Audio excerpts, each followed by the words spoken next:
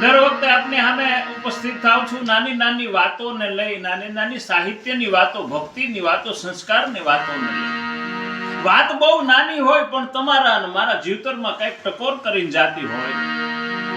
આજ એવી જ વાત અખિલ બ્રહ્માંડના નાથે 84 લાખની યોની પછી તમને અને મને જે મનુષ્ય અવતાર આપ્યો છે, એ મનુષ્ય અવતારમાં સંપત્તિ મળે, સંસ્કાર મળે, પ્રસિદ્ધિ મળે. પણ પ્રસિદ્ધિ મળ્યા પછી અમારા ત્રાપજકર કવિની કવિતા એમ કહે છે કે માત્ર તારા માટે નથી. એનો 10% ભાગ જો પરમાર્થમાં વયો જાય, ધર્મમાં વયો જાય ને, તો તારી જે સંપત્તિ છે ને એ મહાસંપત્તિ બની જાય.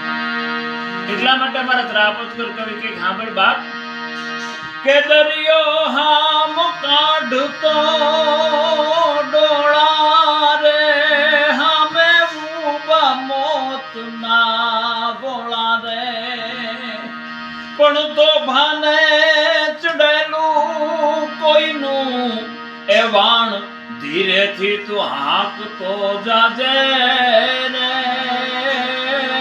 એ તને મળ્યું હોય તો આપતો જાજે રે, અન ગરીબોનો માળવો થાજે રે, પછી તપા માદ ચાયડી તાજે રે.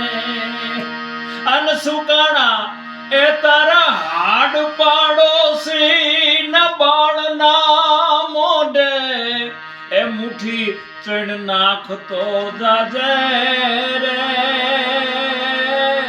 એ તન મળ્યું હોય તો આપતો જાજે રે. સુકાણા હાડ પાડોશીના બાળના મોઢે મુઠ્ઠી ચણ નાખતો જાય. અરે ગરીબોનો માળવો થાજે. તને સંપત્તિ મળી છે, તને સુખ શાંતિ મળી છે સાહેબ, અને કદાચ અમારો કવિ એમ કે 11 નો તહેવાર હોય, તારી ઘેરે 10 મણ 15 મણ કેરી આવી હોય ને એની માથે તારા છોકરા તારો પરિવાર ઝપટ કરતો હોય, તો અમારું સાહિત્ય કે બાપ ફૂલાતો નહીં.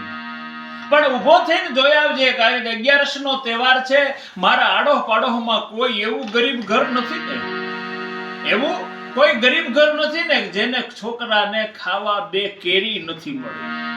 અને જો આવું ગરીબ ઘર હોય ને બાપ, તો ઊભો થઈ અને ન્યાય એમ કહેવાય કે 5 કે 10 કિલો કેરી નાખી આવજે, તારી 4 ધામની જાત્રા થઈ જાય. ભલા મના, તારે જાત્રા જવાની જરૂર નથી.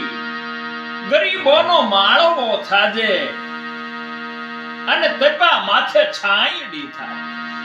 એ સુકાણા તારા હાડ પાડોશીના બાળના મોઢે તું મુઠ્ઠી ચણ નાખતો જાજે રે. એમ સાહેબ, ઈશ્વરે તમને અને મને જો સંપત્તિ આપી હોય ને, જો કોઈને સહાય કરો, કોઈને સાચા ઠેકાણે જ્યાં જરૂર છે ત્યાં જો મદદ થઈ જાય ને સાહેબ, તો તમારા અને મારા ઘરમાં આવેલી જે લક્ષ્મી છે ને મહાલક્ષ્મી બની જાય, મહાલક્ષ્મી બની જાય. અને તમારો અને મારો પરિવાર હરખ, પ્રેમ અને સુખથી એને ભોગવી શકે, એને ખાઈ શકે સાહેબ. એટલે બની શકે ને, જો ઈશ્વરે આપ્યું હોય તો ક્યાંક જઈ અને દુખિયાની મદદ કરજો, દુખિયાની મદદ કરજો.